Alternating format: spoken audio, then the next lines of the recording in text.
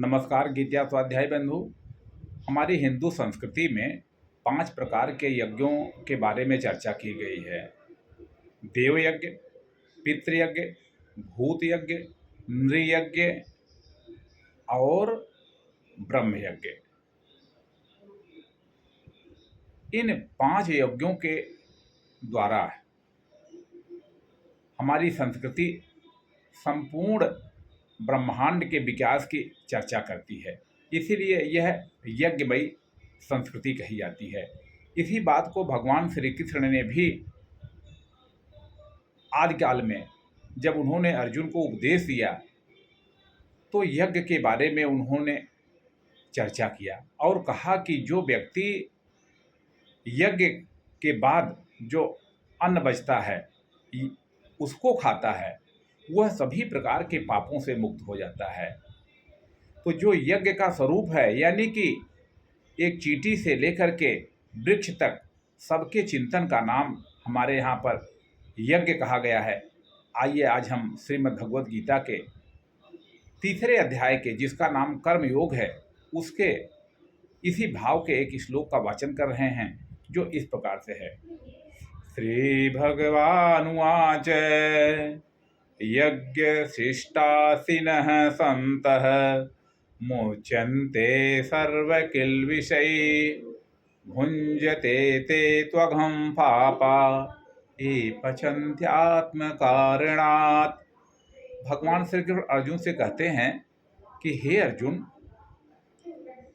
यज्ञ से बचे हुए अन्न को खाने वाले श्रेष्ठ जन सभी पापों से मुक्त हो जाते हैं, परंतु पापी लोग जो अपने शरीर के धारण पोषण के लिए अन्न का पाचन करते हैं, अन्न को पकाते हैं, वे तो पाप को ही खाते हैं। तो बंधुओं, यहाँ पर जो यज्ञ बात कही गई है, तो ये 5 प्रकार के जो यज्ञ होते हैं।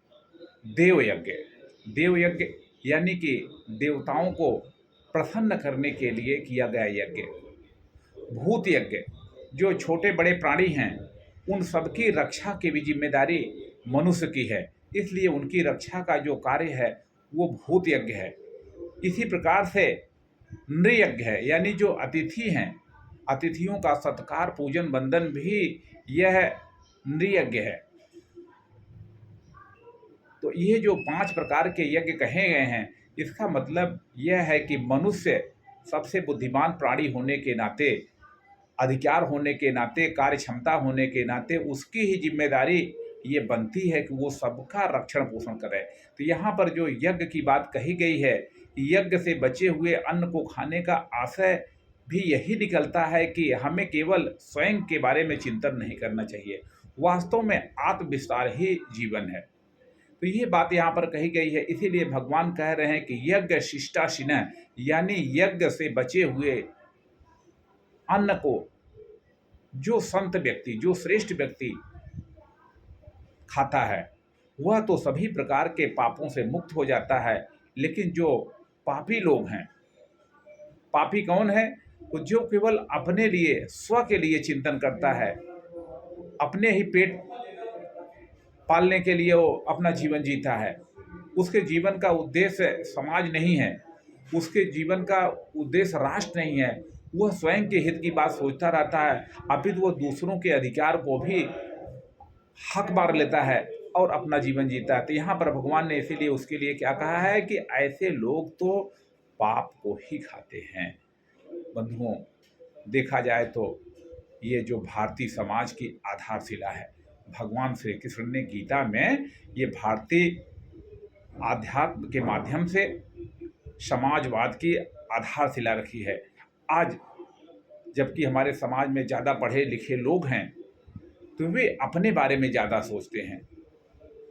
हम मनुष्य हैं तो मनुष्य का काम है कि वो सबके बारे में सोचे। मनुष्य को वृक्ष के बारे में सोचना चाहिए, मनुष्य को जो जंगल में रहने वाले जीव जंतुओं के बारे में सोचना चाहिए, मनुष्य को तो धरती में रहने वाले जो कीड़े मकोड़े हैं उनके बारे में भी सोचना चाहिए। सबके बारे में, सबके धारण पोषण के बारे में जो सोचने की बात है वह मनुष्य का कर्तव्य है। इसीलिए भगवान ने कहा कि ये जो यज्ञ क्या है, यज्ञ केवल वह यज्ञ नहीं है कि एक आहूत कुंड में और कुछ हमने जो है आग जला करके उसमें समिधा डाल दिया, वो भी यज्ञ है। क्योंकि आप देखेंगे कि हम जितना भी भोजन करते हैं सामान्यतः अधिकतर या अधिकांश भोजन हम पचा करके ही, यानी आग पर पका करके ही खाते हैं। इसलिए यज्ञ में आग को हमारे यहाँ पर बहुत ज़्यादा महत्व दिया गया है। इसलिए ये जो यज्ञ है ये सबके विश्व और ब्रह्मांड के कल्याण के लिए है, ये बात हमें सोचना चाहिए। तो यहाँ जो बात कही जा रही है कि यज्ञ शिष्टा सीनः संतः, संत यानी कौन? जो पापों से मुक्ति के लिए प्रयास कर रहा है, जो श्रेष्ठ व्यक्ति है, श्रेष्ठ जीवन जी रहा है, जो सबके हित कल्याण के लिए। वास्तव में आप देखिए कि सरकार का भी तो यही काम है। सरकार का काम है संपूर्ण समाज की चिंता करना, लेकिन जब सरकार चलाने वाले लोग केवल सरकार के माध्यम से स्व का विकास करने लगते हैं, अपने लिए गाड़ी, अपने लिए घोड़ा, अपने लिए बंगला, अपने परिवार के लिए तमाम सुविधाएं तो वो सरकार से ले लेते हैं, लेकिन समाज के हित का काम नहीं करते हैं, समाज को लालीपाप दे देते हैं, तो ये यज्ञ नहीं होता है। इसलिए हमें तो मनुष्य होने के नाते संपूर्ण ब्रह्मांड की चिंता करनी चाहिए। एक बात और है कि जो यज्ञ है उसमें एक यज्ञ ब्रह्म यज्ञ है। ब्रह्म यज्ञ यानी कि जो श्रेष्ठ साहित्य है उसका स्वाध्याय भी यज्ञ होता है, क्योंकि स्वाध्याय से हमारे चिंतन की अभिवृद्धि होती है, स्वाध्याय से हमारे अंदर उदारता आती है, स्वाध्याय से हम दूसरों के अंदर जो और अपने अंदर जो चीज़ें हैं उसको ठीक से प्रकट करने के लिए तैयार होते हैं। तो ये भी ये यज्ञ है। इसी प्रकार से जो नृयज्ञ कही गई है कि जो अतिथि हैं